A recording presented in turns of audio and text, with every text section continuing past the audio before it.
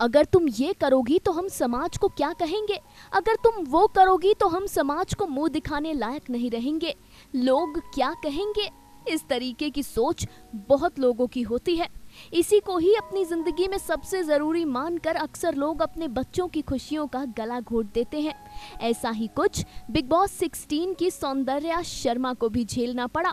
सौंदर्या शर्मा पेशे से एक डेंटिस्ट हैं। सौंदर्या के परिवार में हर कोई हाईली एजुकेटेड है।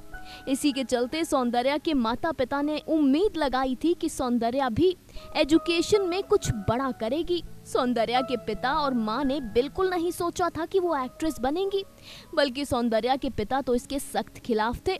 नतीजा ये रहा कि सौंदर्या शर्मा जब इंटर्नशिप पर एक हॉस्पिटल में जाती थी तो सौंदर्या झूठ बोलकर उसके बाद नेशनल स्कूल ऑफ ड्रामा में जाकर ट्रेनिंग करती थी। जब सौंदर्या के घर पर पता चला कि वो नेशनल स्कूल ऑफ ड्रामा में ट्रेनिंग ले रही है और सौंदर्या अपने घर से मुंबई शिफ्ट हो गई, तो सौंदर्या के पिता ने अपनी बेटी को 1 साल के लिए डिसऑन कर दिया था। सौंदर्या के पिता उनसे बात ही नहीं करते थे।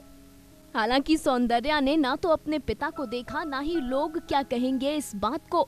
सौंदर्या ने बस अपने जिद और अपने सपने को देखा और फिर सौंदर्या शर्मा को रांची डायरीज मिली। इसके बाद कोरोना के दौरान सौंदर्या ने 3 बड़ी OTT फिल्म्स साइन की।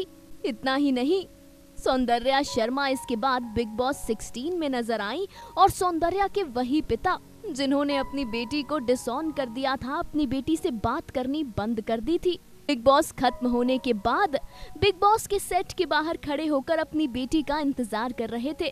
सौंदर्या को सरप्राइज देने के लिए वहां खड़े थे।